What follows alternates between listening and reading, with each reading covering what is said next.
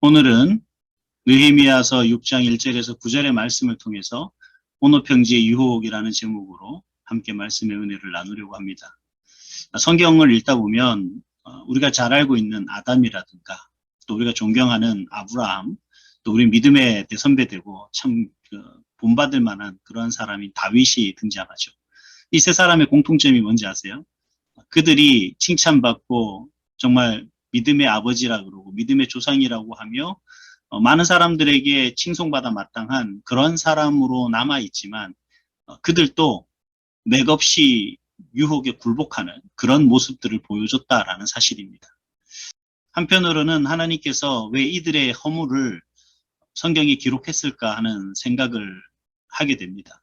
하지만 분명한 것은 이들의 허물까지도 하나님이 성경에 기록한 이유가 있겠죠. 그 목적이 무엇일까요? 아마 분명하게 하나님께서는 이들의 허물을 통해서 우리에게 말씀하시는 메시지가 분명히 있습니다. 그 메시지는 다름 아니라 무엇보다도 유혹을 우습게 생각하거나 또 만만하게 여기지 말라 하는 그런 메시지겠죠. 그래서 오늘은 유혹이라는 주제로 말씀을 나누려고 하는데, 특히 우리가 느헤미야서 6장을 통해서 이 유혹이라는 주제로 말씀을 나누고자 하는 의도는 누구보다도 이 유혹을 잘 극복한 모범적인 사례로 보여주는 사람이 다름 아니라 느헤미야이기 때문에 그렇습니다. 그래서 우리는 느헤미야를 통해서 함께 은혜를 나누려고 합니다. 먼저 유혹의 때는 언제냐? 언제 유혹이 우리에게 옵니까? 그 유혹의 시기는 언제입니까? 라고 그렇게 질문할 수가 있죠. 그렇게 묻는다면 이렇게 대답할 수 있습니다. 유혹의 때는 우리가 방심할 때입니다. 즉 우리가 유혹에 넘어갈 수밖에 없는 그런 때는 우리가 방심하는 그 순간이다라고 할 수가 있겠죠. 오늘 본문을 보니까 그동안 느헤미야와 백성들은 예루살렘 성벽 재건을 위해서 헌신한 결과 이제 완공에 다다랐습니다. 성문만 달면 힘들고 어려웠던 그 성벽 재건의 역사는 이제 끝나게 되는 거죠. 그쯤 일어난 사건이 오늘 본문의 내용입니다. 지금도 마찬가지겠지만 어느 건물을 완공하기 위해서는 벽을 쌓고 그 다음에 지붕을 얹어서 마지막 문을 달면 다 완공이 됩니다. 이 느헤미야 당시에도 마찬가지로 성벽 재건에 있어서 성벽을 다 쌓고 난 이후에 마지막 이제 이 성문을 다는 것으로서 역사적인 성벽 재건은 완성이 되는 거예요. 그러니 그 성벽 재건의 마지막 과정이 바로 이 성문을 다는 것이다 라고 해도 틀린 말은 아닐 겁니다. 이처럼 성벽 재건을 눈앞에 둔 시점에 산발락과 도비야 일행은 느헤미야에게 접근을 합니다. 산발락 일행의 접근은 물론 6장에서 처음 등장하는 것은 아니겠죠. 이미 그 전에 느헤미야서 4장에서부터 그들에게 느헤미야와 백성들에게 접근을 했죠. 물론 다른 방법이었습니다. 그때는 어떤 전쟁의 협박, 위협으로서 느헤미야와 백성들에게 접근했었다면 이제 6장에서는 뭐냐면 달콤한 유혹으로 접근합니다. 회담을 제안하죠. 아마도 이제 그동안 자신들이 했던 협박과 위협이 통하지 않는다는 생각을 했겠죠. 그리고 성벽 완공을 눈을 뜨고 볼 수는 없었겠죠. 그러니 다른 모략을 꾸며서 아마 성벽 재건을 방해하기 위한 그러한 그 방법을 모색했던 것 같습니다. 그 방법이 다름 아니라 느헤미야에게 회담을 제안하고 이제 우리 온오평지 한 촌에서 만나자라고 그렇게 제안을 합니다. 특별하게 어떤 이유 때문에 만나자고 했는지는 정확하게 기록하고 있지는 않습니다만 산발락 일행이 이렇게 정중하게 제안하는 그 의도는 분명히 알 수가 있습니다. 근데 한편으로 우리가 보면 이 산발락과 도비야의 일행들의 이 제안을 느헤미야는 사실 거절할 이유가 없어 보여요. 왜냐하면 앞에서도 말씀을 잠깐 드렸지만 이제 성벽 재건의 마지막 단계, 문만 달면 되는 그러한 단계이기 때문에 느헤미야도 한편 많은 부분 이 긴장이 풀렸을 겁니다. 그리고 협박과 위협을 일관하던 그 산발락과 도비야 일행들이 갑자기 그 태도를 바꿔서 회담을 제의했다는 것은 마치 느헤미야를 유다 총독으로 인정하며 또 그를 마침 이렇게 정중하게 모시고 있는 듯한 그러한 뉘앙스로 그 느헤미야에게 보여줄 수가 있다는 거죠. 충분히 느헤미야는 방심할 수 있었던 시기라는 겁니다. 그리고 산발랏 일행은 이 시기를 놓치지 않고 느헤미야를 회담으로 유혹하고 있었던 거죠. 제가 언젠가 동영상을 본 적이 있는데 스포츠 선수들과 관련된 동영상이었습니다. 어떤 내용이냐면 한 사이클을 경주를 하고 있는데 이 트랙을 막 열심히 달리서 이제 결승점이 얼마 남지 않은 그 순간에 제일 앞서 달리던 선수가 뒤를 힐끗 쳐다봅니다. 그러자 충분히 거리가 벌어져서 이제 여기서 내가 충분히 1등 할 수 있겠구나 하는 순간 몇 미터 결승전 앞에 두고 두 손을 높이 들고 막 두 팔을 막 1등이다 이겼다라고 하는 어떤 제스처를 막 취해요. 그런데 결승점에 다 가기도 전에 벌써 뒤에서 따라오던 다른 선수가 그 선수를 앞질러서 결승전을 통과합니다. 우승을 뺏긴 거예요. 방심했던 순간에 자신의 우승을 놓치고만 그런 모습을 볼 수가 있습니다. 또 한 번은 마라톤 경기의 이제 마지막 그 모습인데 이 1등을 달리고 있던 선수 역시 똑같은 모습이었어요. 이제 뒤를 보니 뭐 자신을 쫓아오는 선수와 거리 차이가 많이 났었거든요. 그러니까 이제 나는 이제 승리다라는 그 승리감에 도취되어서 두 팔을 흔들면서 높이 만세를 부르며 이제 천천히 달려왔는데 그 뒤따라오던 선수는 마지막까지 최선을 다해서 그 1등한 선수를 앞질러 버리는 겁니다. 여러분 이처럼 우리가 방심하는 순간 우리는 어떻게 돼요? 유혹에 넘어지기가 쉽다는 겁니다. 느헤미야에게 있어서 이 모든 조건이 그를 방심하게 할 수 있는 그러한 조건으로 이 산발랏이 제시를 한 거예요. 성벽 재건도 거의 끝나가는 시점이죠. 문만 달면 되니까. 그리고 산발랏 일행이 회담을 제의하니까 이제는 뭐 만나볼 수 있는 시점이라고 생각할 수 있었어요. 더군다나 장소도 사마리아와 예루살렘인 중간 지대인 오노 평지였기 때문에 뭐 충분히 방심할 만했다라는 겁니다. 여러분 근데 느헤미야는 산발랏의 그 회담 제의를 거절해요. 왜 거절하느냐? 우리 3절 말씀을 보세요. 3절 말씀에 보니까 내가 이제 큰 역사를 하니 내려가지 못하겠노라라고 그렇게 이야기합니다. 아니 어찌하여 역사를 중지하게 하고 너희에게로 내려가겠느냐? 큰 역사를 중지할 수 없다라는 것이 바로 그 이유죠. 여기서 보면 느헤미야가 거절하는 이유 중에 한 가지가 뭐냐면 큰 역사를 하니라고 이야기를 하고 있습니다. 성벽 재건 전체를 이야기하는 것일 수도 있죠. 그렇지만 저는 이 성벽 재건의 역사 중에서 마지막 가장 앞에서 제가 잠시 말씀을 드렸습니다만 성벽을 아무리 두껍고 튼튼하게 그리고 견고하게 높이 쌓아 놓는다 한들 여러분 성문이 견고하지 못하면 그 성벽은 아무 의미가 없는 거죠. 어떻게 보면 성벽을 완공하는 데 있어서 그야말로 성벽 재건이 50%다라고 한다면 마지막 50%는 어디에 달렸느냐? 성공은 성문을 어떻게 만들어 닿느냐가 진정한 성벽의 그 견고함의 중요성이다라고 얘기할 수가 있겠죠. 즉 성벽을 튼튼하게 쌓은 만큼 성문도 튼튼하게 제대로 달아야지만 그 성은 그 역할을 제대로 할 수가 있었던 겁니다. 만약에 성문이 형편없이 달린다면 그 성벽 재건의 그동안의 모든 노력은 물거품이 되고 말 거라는 거예요. 그래서 느헤미야는 이 성문다는 이 역사를 뭐라고 얘기했냐면 큰 역사라고 이야기하고 이 역사를 중지하고서 내가 너희를 만나러 갈 수 없다라고 그렇게 말을 하고 있는 겁니다. 그래서 우리 신약 성경에도 보면 사도 바울이 그 고린도 교회 성도들에게 권면하기를 고린도전서 10장 12절에 뭐라고 얘기하냐면 선줄로 생각하는 자는 넘어질까 조심하라 라고 그렇게 권면하는 것을 볼 수가 있어요. 사도 베드로 역시 베드로후서 3장 17절에 보니까 사랑하는 자들아 너희가 이것을 미리 알았은즉 무법한 자들의 미혹에 이끌려 너희가 굳센 데서 떨어질까 삼가라 라고 그렇게 우리에게 말씀하고 있는 것을 볼 수가 있습니다. 사도들의 이러한 경고의 말씀이 우리에게 무엇을 의미하는 겁니까? 방심하는 순간 넘어지고 만다는 말씀이에요. 방심하는 순간 실족하고 만다는 겁니다. 그래서 사도 바울 역시 빌립보 교회 성도들 통해서 우리에게 뭐라고 말씀하시냐면 빌립보서 3장 13절에서 14절 말씀에 형제들아 나는 아직 내가 잡은 줄로 여기지 아니하고 오직 한 일, 즉 뒤에 있는 것을 잊어버리고 앞에 있는 것을 잡으려고 표대를 향하여 그리스도 예수 안에서 하나님이 위에서 부르신 부름의 상을 위하여 달려가노라 라고 그렇게 고백하는 것을 볼 수가 있습니다. 은혜의 사람 느헤미야는 이처럼 절대로 방심하지 않았다는 겁니다.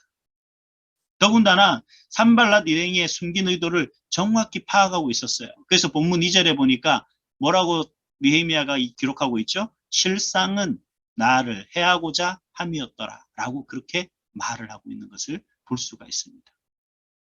그렇다면 여러분, 느헤미야가 이런 판단을 할 수 있었던 것은 뭘까요? 느헤미야가 정말 뛰어난 사람일까요? 뭐 우리가 느헤미야를 선지자라고 이야기하기 때문에 뭐 선지자니까 당연히 그럴 만한 능력이 있겠죠. 그런 영적 통찰력이 있을 겁니다. 라고 그렇게 설명할 수도 있습니다만 절대 아니에요. 그럼 이유가 뭘까요? 사실 우리가 이 느헤미야가 어떻게 이러한 그 유혹에도 넘어지지 않도록 방심하지 않고 견고하게 설 수 있었을까? 우리가 사실 이것을 좀 영적으로 깊이 있게 생각하기보다 좀 단순하게 접근했으면 좋겠어요. 성경은 우리에게 말씀하실 때 어렵고 그래서 아주 철학적인 깊은 의미를 담아서 우리에게 말씀하지는 않으세요. 단순하게 우리가 받아들이고 접근하면 보다 하나님의 말씀을 깊이 있게 이해할 수가 있습니다. 이 말씀을 통해서 이야기하고 있는 것은 뭐냐면 느헤미야가 있어야 될 자리가 어디인지를 알고 있었다는 겁니다. 너무나 단순합니다. 지금 느헤미야는 자신의 자리가 어디인지 알고 있었다는 겁니다. 한 예를 들어 볼까요? 여러분, 공부하는 학생이 있어야 될 자리가 어디입니까? PC방일까요? 아니면 노래방인가요? 아니죠. 배움의 자리입니다. 예배하는 하나님을 믿는 예배자들이 있어야 할 자리가 어디입니까? 거룩하게 하나님과 교제하는 자리입니다. 그 하나님께 영광 돌리는 자리입니다. 하나님의 기쁨이 되는 자리예요. 우리가 그 자리를 떠난다는 것은 결국 뭐예요? 방심하는 겁니다.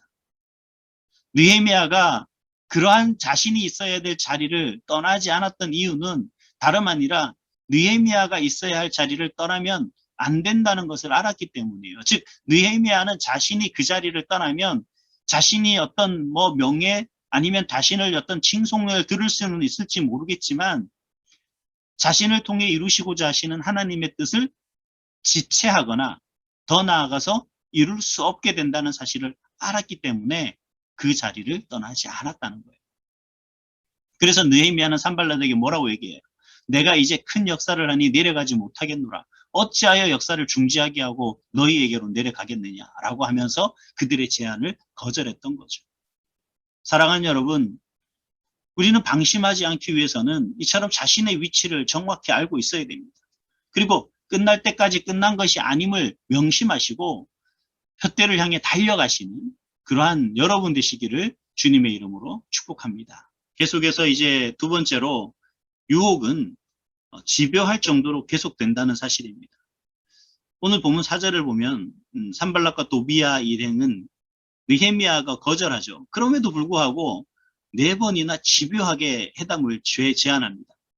이들이 이렇게 집요하게 회담을 제안하는 이유는 뭐겠습니까? 분명하죠. 느헤미야를 불러내는 거예요. 예루살렘으로부터 오노 평지로 불러내는 건데 그렇게 해야만 예루살렘 성벽을 막을 수가 있기 때문입니다. 이것이 바로 사탄의 목적이에요. 그래서 사탄의 유혹은 집요하고 끝이 없어요. 무려 4번이나 집요하게 회담을 제안하면서 계속해서 느헤미야를 불러내는 것을 볼 수가 있습니다. 자, 왜 이렇게 집요하게 느헤미야를 불러내는 걸까요? 이유가 있어요. 느헤미야가 예루살렘을 떠나는 순간 앞에서도 말씀드렸지만 이 성문을 다는 일이 그렇게 단순한 작업은 아닙니다. 아주 중요한 작업이죠.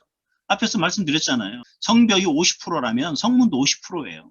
그렇기 때문에 아주 중요한 작업인데 그 순간 느헤미야가 그곳에 있지 않는다 그러면 성벽 제거는 멈추게 되는 겁니다. 더군다나 이들이 느헤미야를 불러내는 이유는 뭐예요? 느헤미야가 말했듯이 그들은 느헤미야를 죽이기 위한 하나의 수단으로 회담이라는 것을 제안했다고 이야기하죠. 그래서 4번이나 집요하게 회담을 제안하지만 느헤미야는 그 제안을 거절합니다. 그래서 이 산발랏은 이런 방법으로 느헤미야에게 회담을 제안하자 가능성이 없으니까 이제 또 좀 더 다른 방법을 마련합니다. 5절에서 7절을 보세요. 4번이나 사람을 보냈지만 거절을 당하자 산발랏 일행은 5번째 사람을 보내는데 그때 5번째 사람을 보낼 때는 그냥 보내지 않고 이제는 편지를 함께 동봉합니다. 물론 뭐 그전에도 공문서를 통해서 회담을 제안했겠죠. 그런데 이 5절에는 특별하게 좀 재미있는 내용을 담고 있어요. 뭐냐면 편지를 보내긴 보냈는데, 공문서를 보내긴 보냈는데 봉하지 않은 그러한 공문서를 보냈다라고 이야기를 하는 거죠. 이해가 되지 않죠? 일반적으로 공문서는 봉하게 되어 있습니다. 그래서 직접 그 전달받는 사람이 그 봉한 것을 해지하고, 그래서 그 내용을 보도록 그렇게 하는 것이 당연한 건데, 산발랏은 지금 그 문서를 봉하지도 않은 채 느헤미야에게 전달했다는 거죠. 뭔가 숨겨진 의도가 있겠죠. 어떤 의도가 있을까요? 뭐 편지의 내용을 뭐 누구나 알 수 있었으면, 다시 말하면 그 편지의 내용이 이 모든 사람들에게 소문이 날 수 있기를 원했던 겁니다. 그래서 만약에 이 편지의 내용들이 유다 백성들에게, 또 그리고 다른 느헤미야 뿐만 아니라 모든 사람들에게 이 소문이 나면 어떻게 될까요? 분명 백성들의 동요가 있을 거예요. 혼란스러울 겁니다. 그렇게 되면 당연히 성벽 제거는 일시적으로라도 멈추게 될 것이고, 또 느헤미야는 회담 장소로 나올 수밖에 없겠죠. 그런 의도를 가지고 이 봉하지 않은 편지를 느헤미야에게 보내는 것을 볼 수가 있습니다. 그 편지에는 두 가지의 재밌는 내용이 담겨 있어요. 뭐 소문이 나면 소문이고 음모라면 음모인데, 첫 번째로 보면 뭐 어떤 내용이냐면, 이제 이 느헤미야가 페르시아 왕, 그 아닥사스다 왕의 통치를 무거운 멍해로 여기고 그 통치를 거부하고 신하의 의무를 저버리고 유다를 독립시키려고 한다. 그 의도를 가지고 예루살렘 성을 재건하는 것이다라고 그렇게 이제 그 내용을 보내는 겁니다. 산발랏의 이 음모는 이미 그 한 번 성공한 그 선례가 있어요. 물론 이제 산발랏이 직접 한 것은 아니지만 이 에스라서 4장에 보면, 에스라서 당시에도 귀환하는 백성들이 예루살렘으로 돌아오니까 성벽이 다 무너진 거예요. 그래서 그 성벽을 재건하려고 했습니다. 그때 이 사마리아의 방백이었던 르훔이라는 사람과 서기관인 심사라는 사람이 이 아닥사스 왕에게 상소를 올려요. 뭐 내용이야 뻔하겠죠. 이스라엘 백성들이 예루살렘 성벽을 재건해서 왕을 대적하려고 합니다. 그러니 왕이셔 이걸 참고하셔서 이들의 성벽 재건을 막으셔야 됩니다. 뭐 그런 상소 내용이겠죠. 상소 내용대로 아닥삭스다 왕은 명령해서 성벽 재건을 중단하도록 그렇게 했습니다. 결국 성벽 재건은 이루어질 수가 없었던 거죠. 아마 지금도 그 내용을 통해서 하는 얘기가 그걸 거예요. 이제 전례가 이런 전례가 있으니까 너희들 성벽 재건 못한다. 네가 하고 싶으면 느헤미야 당신 회담 장소로 나와라. 우리하고 얘기하자. 뭐 이제 그런 의도를 가지고 이런 소문을 냈겠죠. 그리고 또 한 가지 의도는 뭐냐면 느헤미야에게 직접적인 어떤 그 소문을 가야 하는 거죠. 뭐냐면 느헤미야가 선지자를 세우고 선지자로 하여금 느헤미야가 유다의 왕이 된다라고 하는 그런 내용입니다. 이 내용도 어떻게 보면 신빙성이 있어요. 왜 신빙성이 있냐면, 역사적으로 그 신정 국가인 이스라엘은 왕을 세울 때 그냥 아무나 세우는 것이 아니라 그 하나님의 선지자가 하나님을 대리해서 기름 부어서 세웠습니다. 뭐 초대 왕인 사울 왕이 세움 받을 때도 사무엘 선지자가 기름 부었죠. 그리고 사울 왕을 이어서 다윗이 왕으로 될 때도 사무엘 선지자가 기름을 부어서 다윗을 왕으로 세웠어요. 그리고 나단 선지자가 솔로몬을 왕으로 세울 때도 역시 기름을 부었고, 그 이후에 엘리사 선지자가 예후에게 기름을 부어서 그를 왕으로 세웠죠. 그러니까 이러한 어떤 역사적인 그리고 그 신앙적인 토대 위에서 지금 뭔가 근거를 가지고 마련을 해서 소문을 퍼뜨리고 있는 거예요. 그러니까 산발랏은 이를 이용해서 느헤미야가 선지자를 세우고 그래서 자기가 왕이 되었다라는 소문을 퍼뜨린 겁니다. 참 이 산발랏 일행들을 보면 참 대단한 사람들인 것 같아요.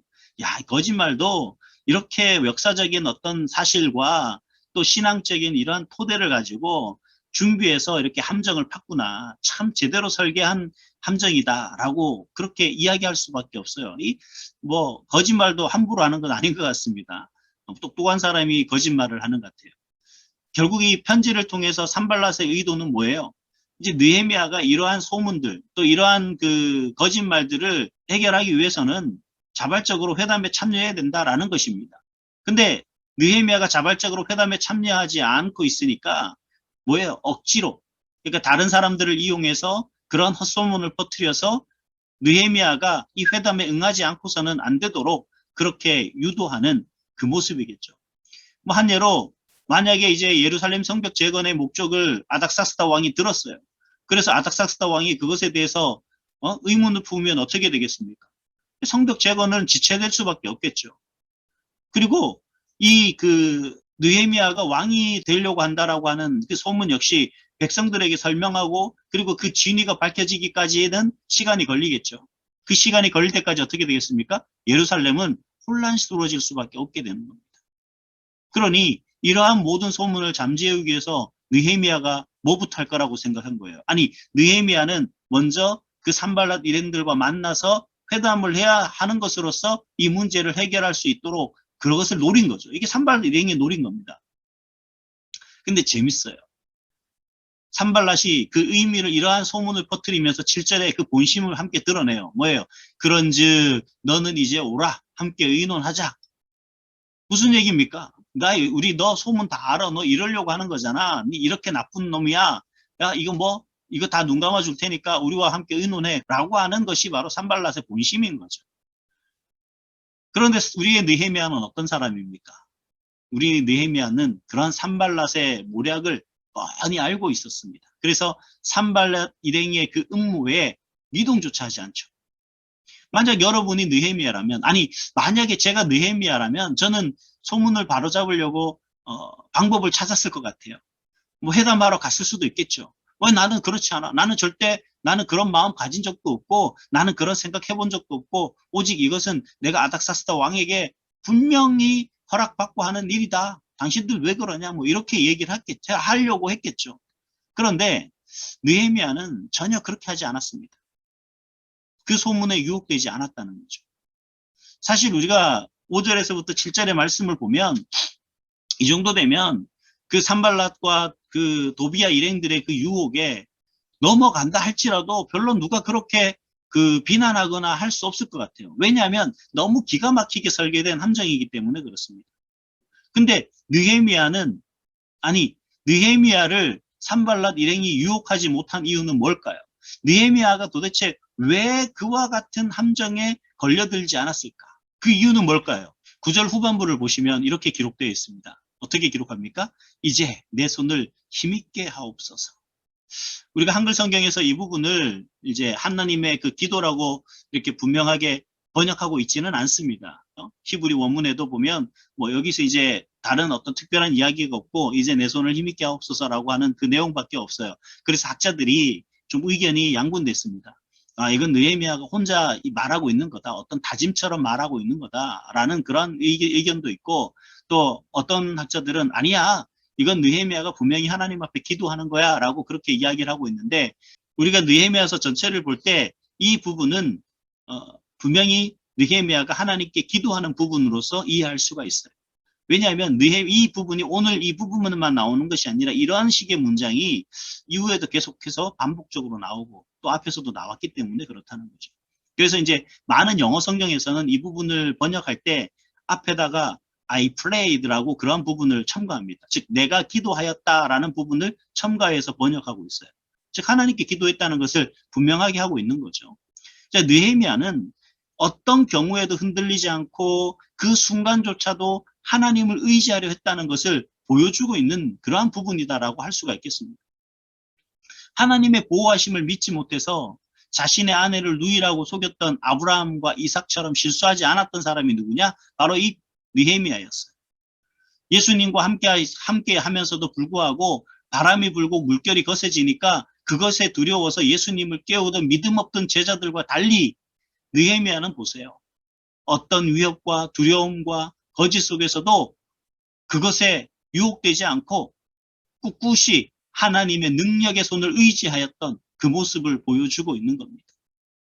그것이 바로 지배할 정도로 거듭되는 유혹에 넘어지지 않는 비결이다라고 그렇게 말씀드릴 수가 있습니다.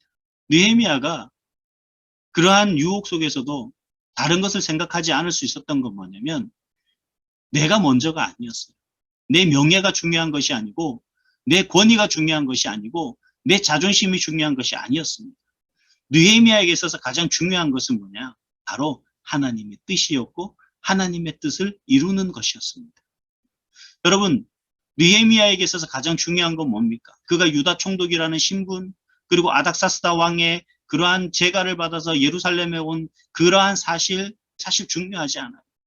그가 유다 총독으로 온 것은 하나님이 그 느헤미야를 예루살렘에 보낸 겁니다.